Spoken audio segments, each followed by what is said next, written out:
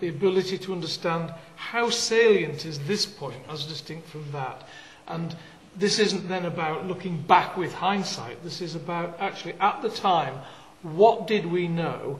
What was that information telling us?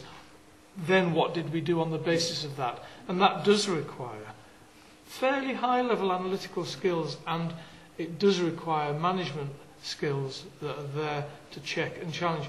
And I think, based on what Steve said about the kind of culture that we're trying to create here, is that we want to create top-flight practitioners and top-flight managers. Now, yeah, easier said than done. I completely agree, but that is what we have to do in order to get this as right as it can be. An elderly gentleman asked me this question, and I thought I'd pass it on. With a particular emphasis on the recent cold snap, and how it's managed and safeguarding adults, etc. What actions, if any, do you be taking for caring for the elderly in their own homes? Cold snap. Well, I think certainly as an adult social care service, our staff, as they become aware about people who are at risk due to severe weather, I think there's a range of things that can be done to support them, and should be done.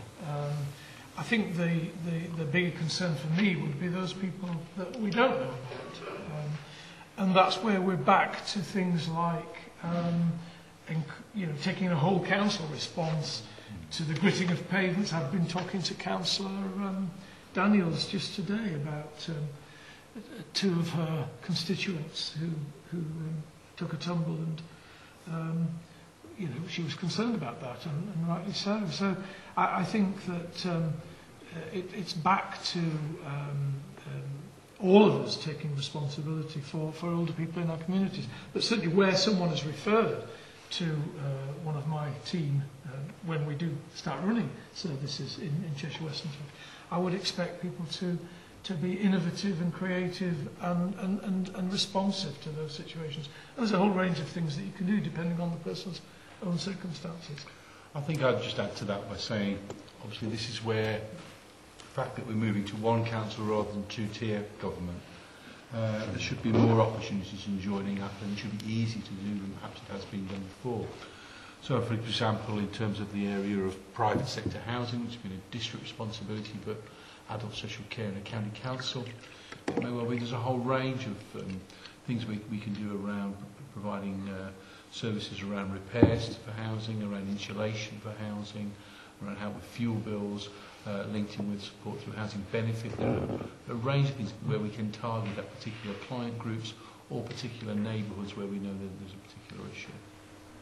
Back on the same subject, sorry about that again. For example, if there was an elderly couple living in a house, and it's very cold snap, would there be a number for somebody to ring to say, I'm concerned, and this elderly couple, essentially, is broken down, they're on their own? Yes, absolutely, Chair. Absolutely. Most entirely appropriate. The final area I'd like to take you to is the question of whether there is a political deficit in safeguarding generally. And this is ADAS's position, the Association of Director of Adult Social Services, in the sense that members do not get involved sufficiently in the safeguarding agenda. Gentlemen, do you agree that there's a political deficit? And is there something that you could suggest we could do to cure it if you think there is?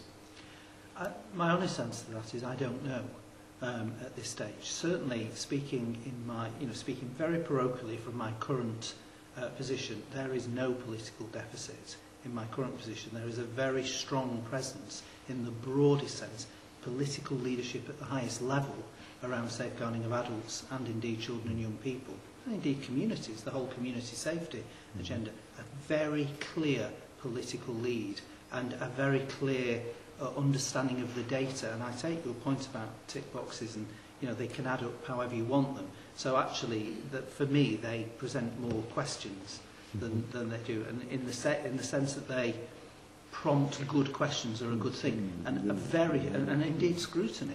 The whole scrutiny function around this helps to close that political deficit. Whether there's that situation here locally, whether indeed it exists nationally, my honest answer is I don't know. But actually I would suggest that if it is, and the research clearly suggests that it is, I would suggest it's one that's closing rapidly. And indeed the very nature of your request this evening demonstrates that actually you're seeking to embrace that agenda very clearly and very proactively. Ian, do you have anything Just else? to add, I think we'd be entirely open-minded as we go forward to look at how we could address that, both with yourselves, Chair, but also with you've mentioned pronouncements by ADAS. I'm not quite sure. Have they issued, I ought to know, but I don't, have they issued guidance to us? You've picked these comments up from somewhere, Chair. Penny Furness-Smith at Bedfordshire is the short answer to that. Okay. Well, I think the answer from us is that we'd be very open-minded about how to work with members on addressing that. I mean, just to throw away a remark and not to go into any detail tonight, one of the thoughts I've had is whether we create a whistleblowers hotline arrangement which ends up at some point going to the executive members and all to scrutiny, not in the sense that we want to know who's saying what about whom, but in the sense that we are alert to the fact that something has been activated and therefore we can keep an eye on what's been going on. But I just leave that in the air. So we'd be happy to explore that, Chairman. But clearly we need to do it in the right context. Exactly.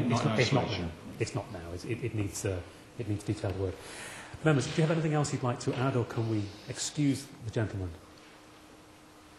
Well, can I thank you on behalf of the committee? I've thoroughly enjoyed it. I hope they have too.